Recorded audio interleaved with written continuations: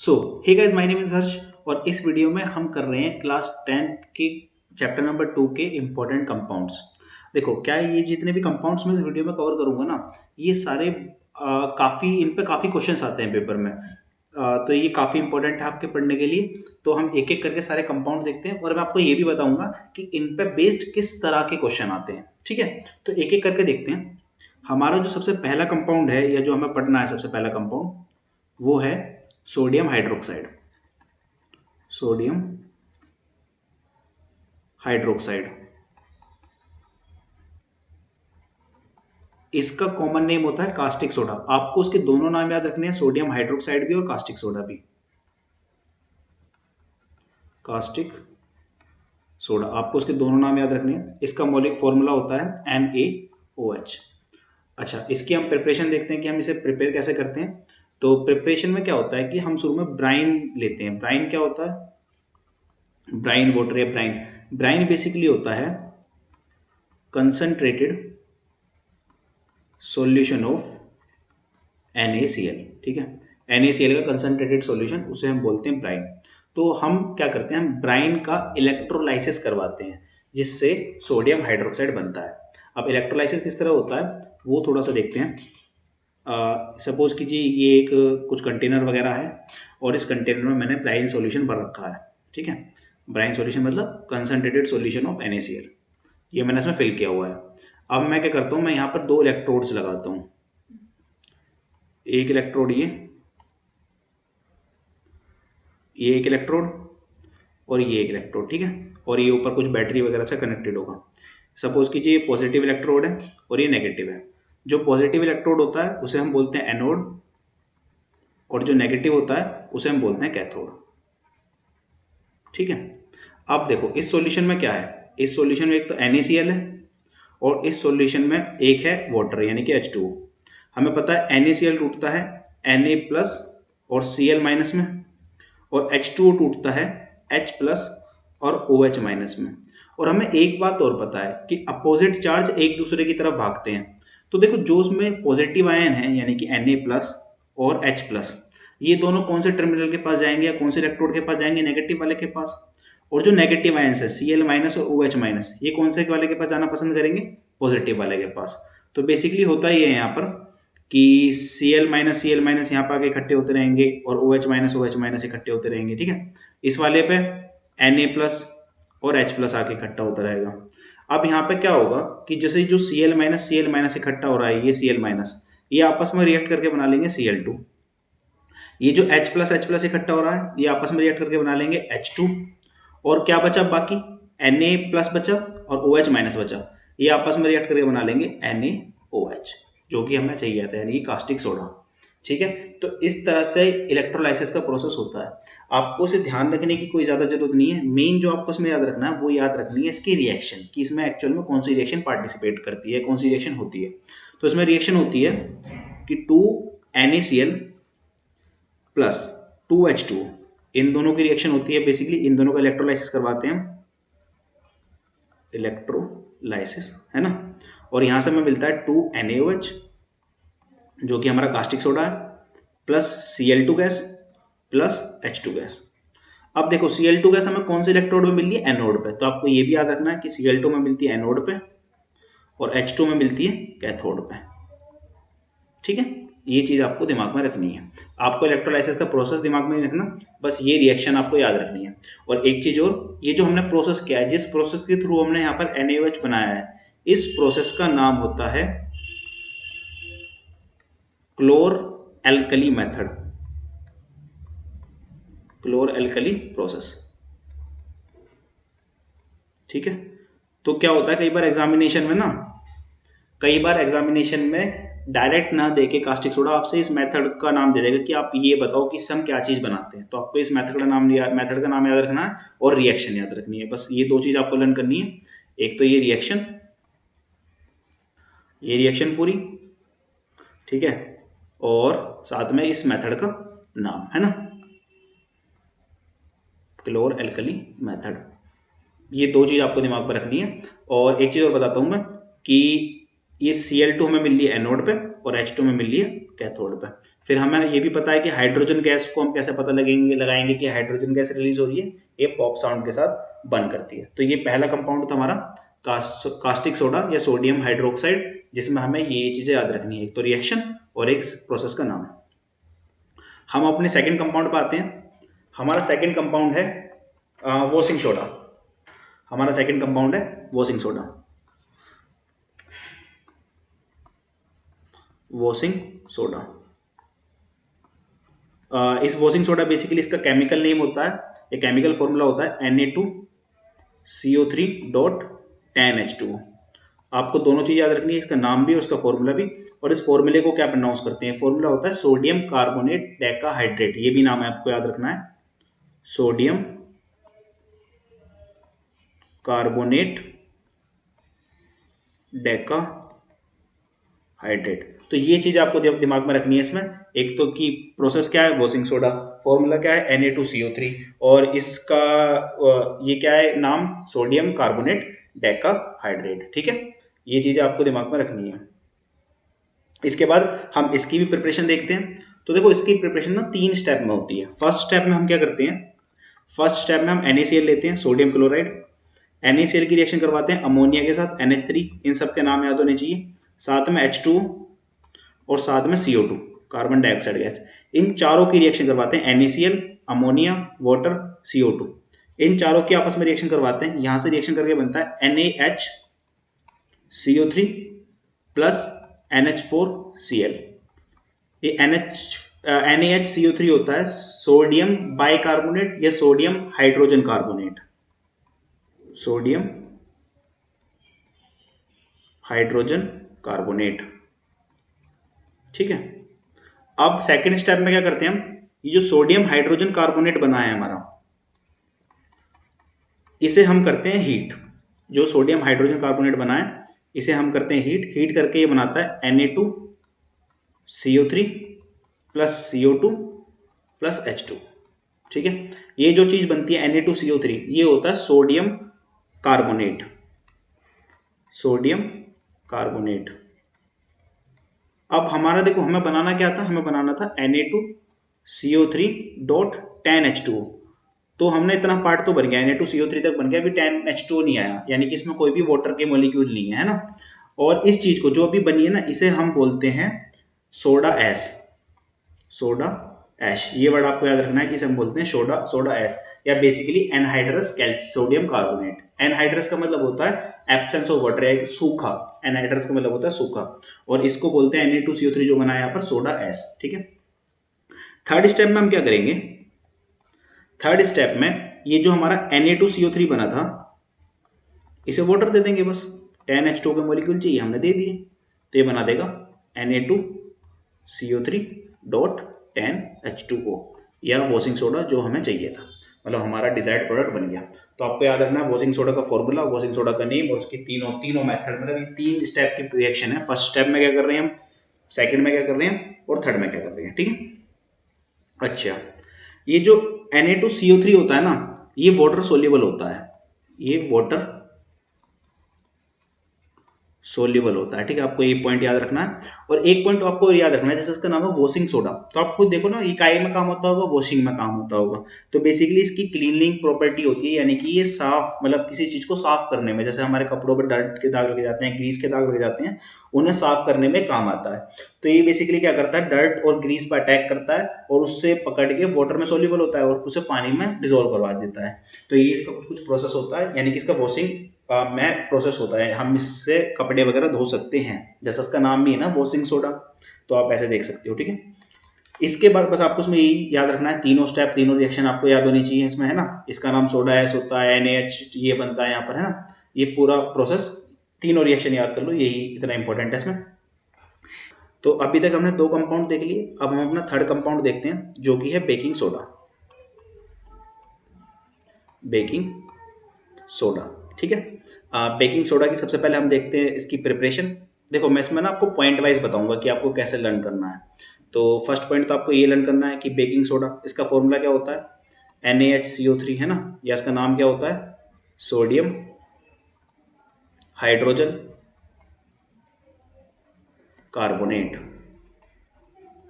ये इसका नाम होता है, ठीक है। अब इसके मेथड ऑफ प्रिपरेशन क्या होगी, अभी अभी हमने ऊपर देखा है NaHCO3 फर्स्ट स्टेप में बन रहा था, अभी अभी रिएक्शन में कैसे बन रहा था, वो बन रहा था NaCl plus NH3 plus H2O plus CO2, इनकी रिएक्शन करवाने से, है ना, इनकी रिएक्शन करवा रहे थे, यहाँ से बन रहा था NaHCO3 प्लस NH4Cl, ठीक है। यहाँ से हमारा बेकिंग सोडा बन गया। थर्ड पॉइंट जो आपको याद रखना है कि अगर हम बेकिंग सोडा को हीट करते हैं तो क्या होता है। तो अगर मैं NaHCO3 को हीट करूँगा तो क्या होगा, इसे हीट कर रहा हूँ मैं, हीट करने से बनाते हैं Na2CO3 sodium carbonate plus CO2 gas release करते हैं और साथ में वाटर। तो जब हम इसे हीट करते हैं, हीट करने से CO2 गैस रिलीज करता है, और हमें पता है कि CO2 गैस का कैसे पता लगाना है, लाइम वाटर से पास कर दो, लाइम वाटर मिल्की हो जाएगा।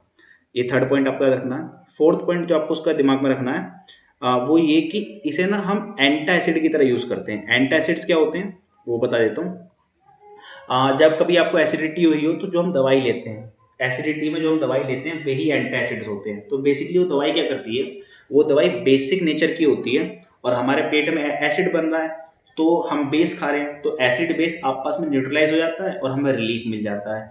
और जो NaHCO3 होता है ना, ये बेसिक नेचर का ही होता है, इसलिए हम इसे एज एंटा एसिड यूज करते हैं।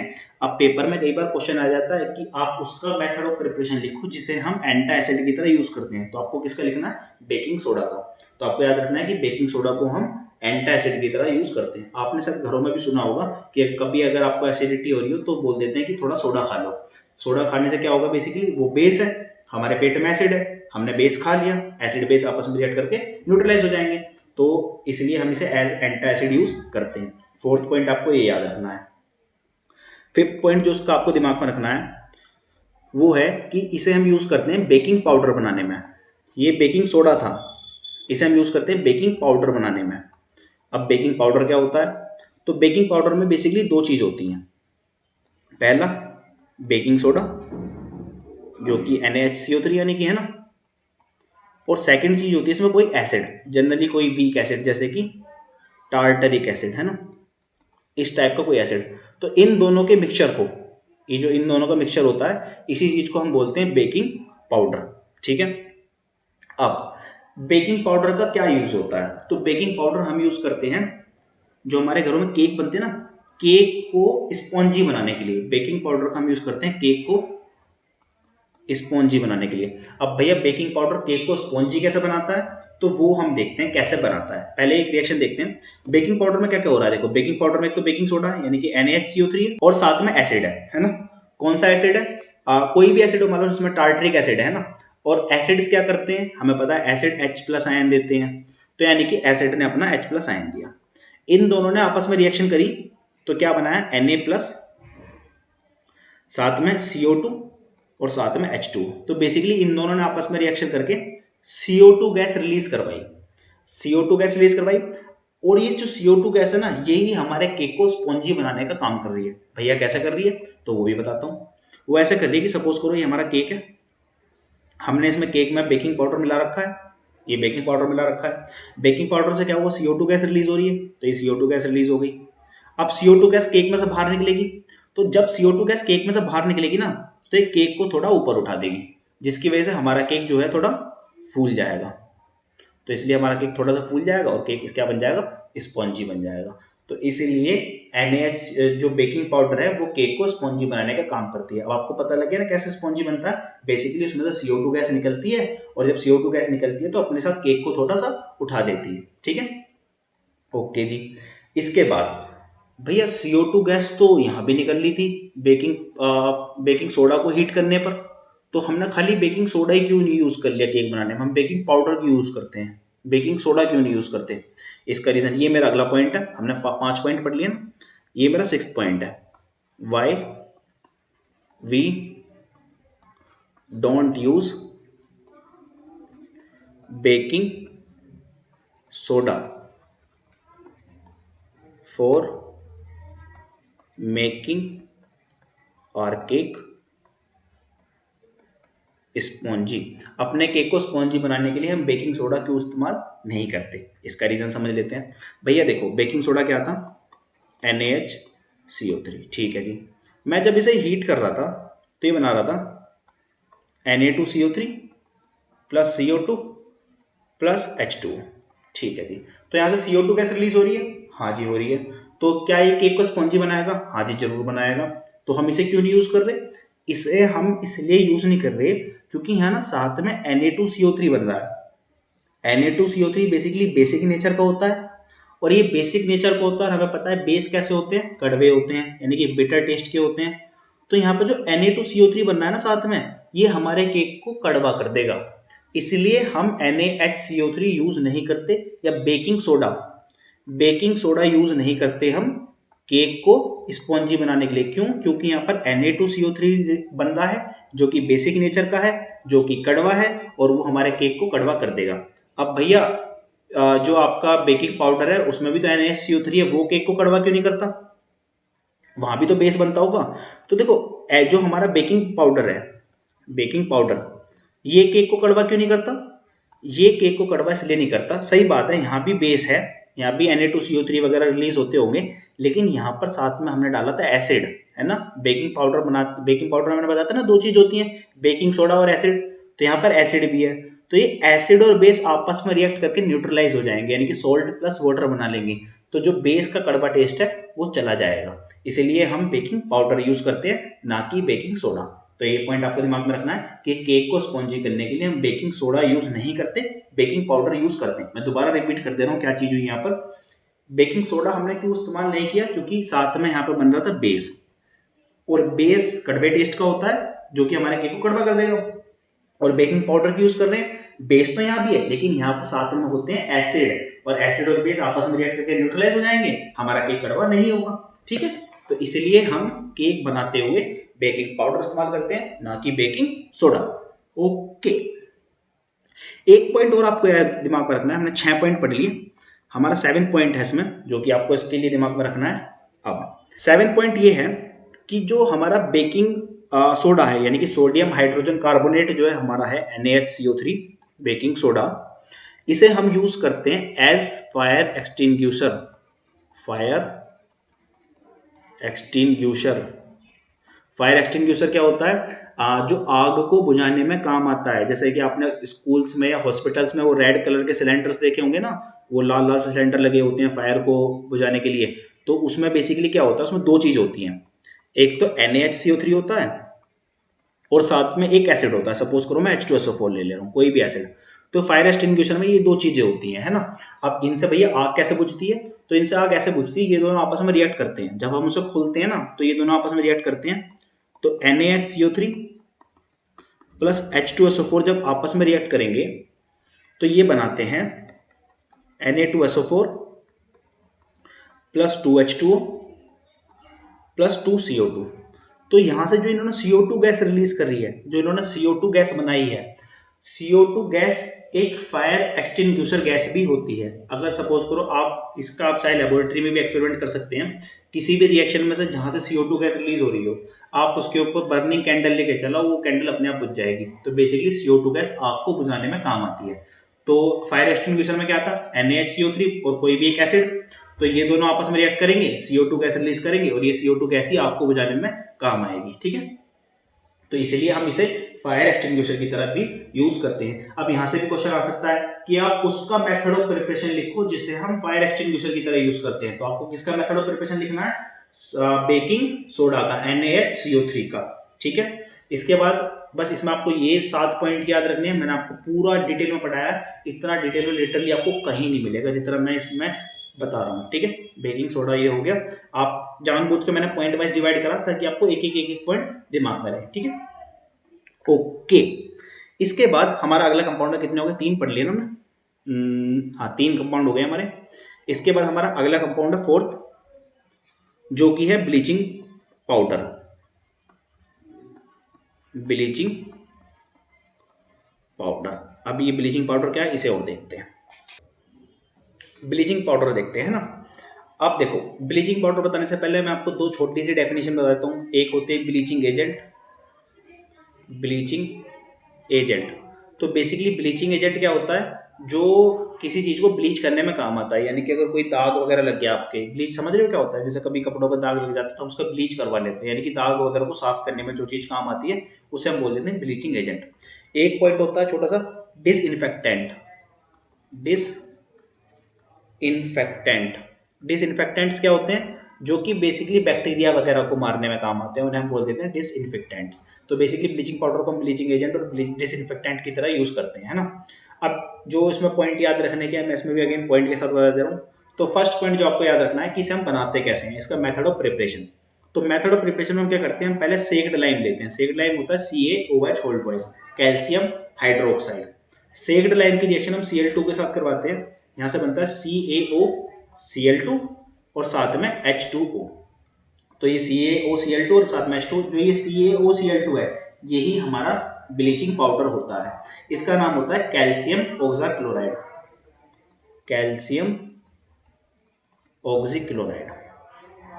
तो बेसिकली यही हमारा क्या है, ब्लीचिंग पाउडर।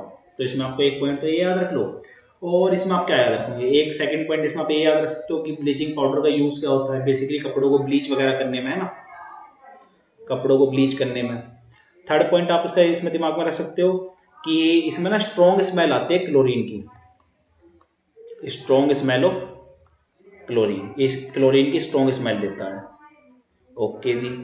और इसमें आप एक पॉइंट और याद रख लो, फोर्थ पॉइंट, ये इंपॉर्टेंट पॉइंट है कि जो ब्लीचिंग पाउडर है यानी कि CaOCl2 है, ये H2SO4 के साथ रिएक्ट करता है और ये बनाता है CaSO4 plus Cl2 plus H2। और देखो जो यहाँ से Cl2 बन रहा है ना, यही Cl2 बेसिकली असली ब्लीचिंग एजेंट की तरह काम करता है, यानी कि कपड़ों में जो हमारे ब्लीच करवाता है ना वो Cl2 ही होता है, ना कि CaOCl2। CaOCl2 बस एक Cl2 को कैप्चर करने का तरीका है, क्लोरीन को रखने का तरीका है। मेनली जो ब्लीच करता है ना, जो ब्लीचिंग एजेंट होता है वो Cl2 ही होता है, ना कि CaOCl2। समझ रहे हो, यानी कि ब्लीचिंग पाउडर सिर्फ क्लोरीन को कैप्चर करने का तरीका है, रियल ब्लीचिंग एजेंट क्लोरीन ही होता है। ठीक है, तो ये फोर्थ पॉइंट आपको ये दिमाग में रखना है। ओके बस, और इसे हम फिर एक यूज करते हैं, कर सकते हैं इसे डिसइंफेक्टेंट की तरह, जो ऊपर बताया ना डिसइंफेक्टेंट क्या होते हैं, जो बैक्टीरिया वगैरह मारने के काम आते हैं, तो ऐसे भी हम इसे यूज कर सकते हैं डिसइंफेक्टेंट। ठीक है, तो वैसे भी हम इसे यूज कर सकते हैं। तो ये था हमारा ब्लीचिंग पाउडर के बारे में छोटा सा था। मेन आपको इसकी ये याद रखनी है कि ये इसकी बनाते किस तरह से हैं, और आपको एक ये वाली रिएक्शन याद रख लेना, बस ये दो रिएक्शन याद रखो, बहुत है ना। ओके, अब हम अपना लास्ट कंपाउंड पढ़ते हैं फिफ्थ, जो कि है POP, प्लास्टर ऑफ पेरिस। इसे और देख लेते हैं ना, प्लास्टर ऑफ पेरिस क्या है। ओके जी, तो सबसे पहले POP की full form plaster of Paris. इसका फॉर्मूला होता है CaSO4 डॉट हाफ H2O, और इसे पढ़ेंगे किस तरह से, इसे पढ़ेंगे calcium sulphate hemihydrate, calcium sulphate hemihydrate. ठीक है, इस तरह से हम इसे रीड करेंगे। ओके, अब वही इसमें एक एक करके पॉइंट पढ़ते हैं। फर्स्ट पॉइंट तो ये होगा इसके नाम और उसकी ये सब, है ना। सेकंड पॉइंट हम इसमें देखते हैं कि इसका मेथड ऑफ प्रिपरेशन। तो इसे हम बनाते हैं जिप्सम के थ्रू, जिप्सम को हीट करके। तो CaSO4 डॉट 2H2, ये होता है जिप्सम। ठीक है, जिप्सम, या इसे बोलते हैं कैल्शियम सल्फेट डाइहाइड्रेट। जिप्सम को हम करते हैं हीट। अब हीट ना हमें से 373 केल्विन, या फिर अगर इसी चीज को मैं सेल्सियस में लिखूं तो 100 डिग्री सेल्सियस, इस टेम्परेचर पर हमें से हीट करना होता है। 373 केल्विन या फिर 100 डिग्री सेल्सियस, दोनों एक ही टेम्परेचर है ये। ठीक है, इस टेम्परेचर में हम इसे हीट करते हैं तो ये बनाता है CaSO4 डॉट हाफ H2O, और साथ में 3/2 मॉलिक्यूल ऑफ H2O ये रिलीज कर देता है। ठीक है, तो ये जो चीज बन गई है यही हमारी जिप्सम है। थर्ड पॉइंट आपको इसमें दिमाग में रखना है कि हम इसे 100 डिग्री सेल्सियस के ऊपर हीट नहीं कर सकते। अगर हम इसे 100 डिग्री सेल्सियस के ऊपर हीट करेंगे तो यहाँ से ये जो हाफ H2O आ रहा है ना, ये भी उड़ जाएगा और खाली CaSO4 बचेगा। तो अगर हमने इसे हीट किया अबोव 100 डिग्री सेल्सियस, तो यहाँ से जो बनेगा वो बनेगा CaSO4 खाली, और यानी कि हमारा जो हमें मेन चाहिए POP नहीं बन पाएगा। इसे बोलते हैं डेड बर्ड प्लास्टर। जो ये चीज बनेगी, अगर 100 डिग्री सेल्सियस ऊपर हीट कर दिया CaSO4 बन जाएगा, उसे बोलेंगे हम डेड बर्न्ट प्लास्टर, हमें तो बनाना था प्लास्टर ऑफ पेरिस, हमने बना दिया डेड बर्न्ट प्लास्टर, यानी मरा हुआ जला हुआ प्लास्टर। ठीक है, तो ये थर्ड पॉइंट आपको ये दिमाग में रखना है। फोर्थ पॉइंट हम इसमें देखते हैं कि जो हमारा ये पीओपी है ना, क्यों पढ़ रहे हैं हम पीओपी? तो पीओपी हम इसलिए पढ़ रहे हैं क्योंकि ये ना हीट, देखो सपोज करो पहले से में हमने वाटर मिला दिया, हमने इसे गीला कर दिया, गीला करने के बाद जब हम इसे सुखाएंगे ना, जब ये सूखेगा ये बहुत हार्ड मास में सेटल हो जाएगा। यानी कि अगर सपोज करो पहले से हम वेट करेंगे, ठीक है, वेट करने के बाद जब ये ड्राई होगा तो ये बहुत ज़्यादा हार्ड मास में सेटल हो जाएगा। इसीलिए ही हम पीओपी यूज करते हैं, घरों में करवाते हैं ना, पीओपी करवाते हैं तो वो जब गीली सी होती है तो तुरंत तुरंत लगा देते हैं, लेकिन जब वो सूख जाती है तो फिर बहुत ज़्यादा बिल्कुल पत्थर टाइप की हो जाती है, तो यानी कि ये बहुत ज़्यादा हार्ड मास में सेटल हो जाती है। तो यहाँ पर कौन सी रिएक्शन होती है वो मैं बता देता हूँ। पीओपी थी हमारी CaSO4 डॉट हाफ H2 है ना, तो जब इसे हम वेट करेंगे तो इसमें हम थोड़ा वाटर मिला रहे होंगे, तो हमने 3/2 H2 मिला दिए और यहाँ से बना लेंगे CaSO4 डॉट 2H2। बेसिकली ये अब हार्ड मास में सेटल हो गया, यही हार्ड मास होते हैं, यानी कि फिर से जिप्सम बन जाएगा दोबारा से, जो कि एक बहुत ज़्यादा हार्ड मास होता है, बहुत ज़्यादा ठोस होता है। ठीक है, तो ये आपको याद रखना है। पीओपी को पहले जब हम गीला कर, ये पीओपी की बहुत अच्छी प्रॉपर्टी है, बहुत इंपॉर्टेंट पॉइंट है वाला, कि जब पीओपी को जब हम वेट करेंगे वो पानी मिल जाएगा, जब वो ड्राई होगा, ड्राई होने के बाद वो बहुत ज़्यादा हार्ड मास में सेटल हो जाता है। ठीक है, एक फिफ्थ पॉइंट आपको याद रखना है कि पीओपी का हम यूज कहाँ करते हैं, हम टॉयज वगैरह बनाने में यूज करते हैं और हम हॉस्पिटल्स में यूज करते हैं, जो हमें प्लास्टर चढ़ता है ना पैरों में, हम हॉस्पिटल्स में यूज करते हैं जो हमें प्लास्टर चढ़ता है उसके थ्रू, है ना। तो पीओपी को हम कहाँ यूज करते हैं, टॉयज में और एक हॉस्पिटल्स में एज प्लास्टर, जो हमें वो प्लास्टर चढ़ाते हैं पैरों पे वैसे यूज करते हैं। ठीक है, तो बस यही था पीओपी के बारे में, तो ये आपको सारे पॉइंट याद रखने हैं और बस, है ना। ठीक है, तो हमने लगभग सारे इंपॉर्टेंट कंपाउंड्स देख लिए इस चैप्टर के, और इस चैप्टर के अभी इंपॉर्टेंट क्वेश्चंस की वीडियो भी आएगी। एक्चुअली मैं इंपॉर्टेंट क्वेश्चन की वीडियो ही बना रहा था, फिर मैंने देखा कि जो सारे इंपॉर्टेंट क्वेश्चन है वो इन्हीं टॉपिक्स पर बेस्ड है, तो मैंने सोचा कि पहले इन टॉपिक्स की वीडियो बना देते हैं, बाद में हम इंपॉर्टेंट क्वेश्चन कर लेंगे। तो अब क्या, अगर आप ये वीडियो पहले देख लोगे और फिर इसके बाद इंपॉर्टेंट क्वेश्चन की वीडियो देखोगे तो ना आपको बहुत अच्छा समझ में आएगा, और जितने पॉइंट मैंने लगभग सब में पूरा डिटेल में समझाने की कोशिश किया है, हर एक एक पॉइंट डिटेल में हमने लगभग सारा देख लिया है ना। और आप बस फिर लगते हैं इतना ही आज की लेक्चर में, बाकी आप वीडियो को लाइक करो, चैनल को सब्सक्राइब करो और शेयर जरूर करना यार, शेयर बहुत इंपॉर्टेंट है। ठीक है, तो लाइक शेयर सब्सक्राइब। ठीक है, बाय बाय।